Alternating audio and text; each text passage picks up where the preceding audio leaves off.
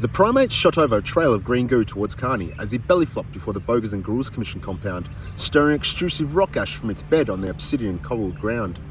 The grey stone stronghold had the same floor plan as Ice Fortress, minus the icy staircase that ran 100 metres up to the wide open and frozen entry gates. This compound was levelled to a surveyor, with 4 unguarded greystone towers in each corner of the stone wall layer.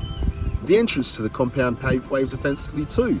There was only a sign in green goo positioned with the acronym for the Bogres and Grouls Commission and 2 lines of slime out of the admission. Monkeys! Carni voiced as he wasted away. Tell me something that might interest me. Grouls said to Princess Primate before they landed softly next to the BGC compound. The Bogres have a teleporter from here to the Golden State, and there's a patch of platinum needles in your back.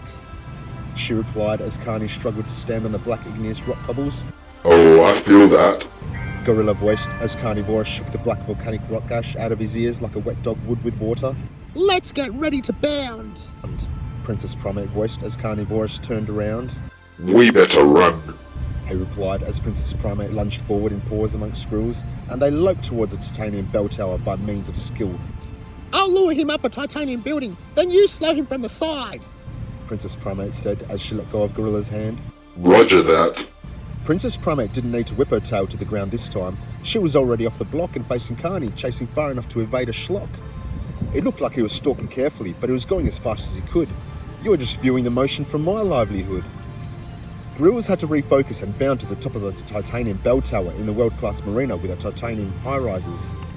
He leapt through the air and then he noticed Rhino and Dougie with the Queen of Troll on the hybrids prizes.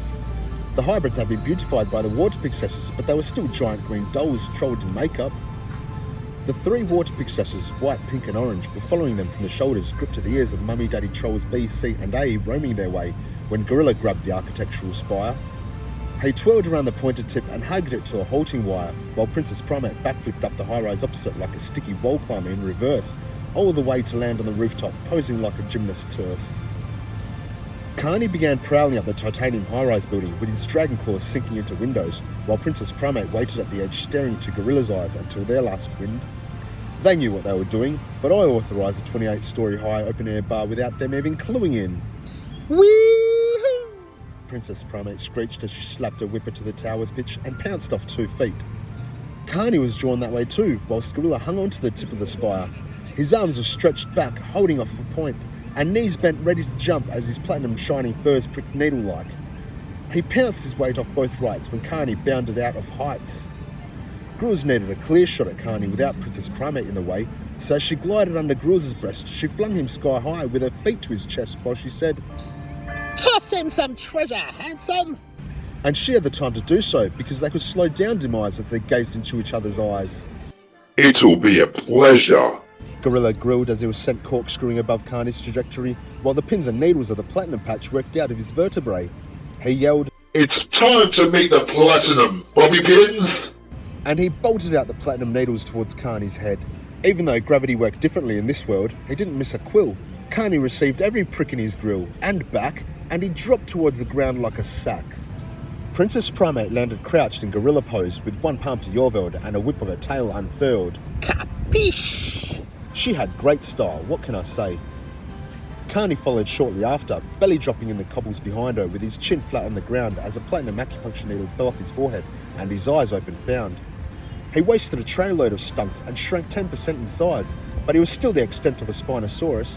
He even looked like one in purple fur and on 4 equally lengthened legs, without the spine armour or drawn-out tail end. The platinum acupuncture needle that fell off his forehead seemed to be the one that knocked him out, because he started moving really slowly. Carnivorous was about to shake his head when Gorilla noticed. He had to keep as many needles in Carni's cranium as possible to keep in track, but the speed at which he shook the anchored hooks could not release anyways. If scaring Carni was what made him shrink, then he needed a bigger clink. How many more ways could he think of to start with the Dino Dragon mix? Surely he couldn't keep using the same tactics. Gorilla pushed back with his legs on the window pane he clung above, flipping rearwards, mitts beyond elbows, feet overhead, around body, diving down towards Princess Primate, toes embarking to her station. He planted himself into Yorveld with a spring to his foot palms and his knuckle to the lands. The secret to a stylish landing is in the basis of my foundations now. Princess Primate was looking down to him when she said, You're so mysterious. I like it.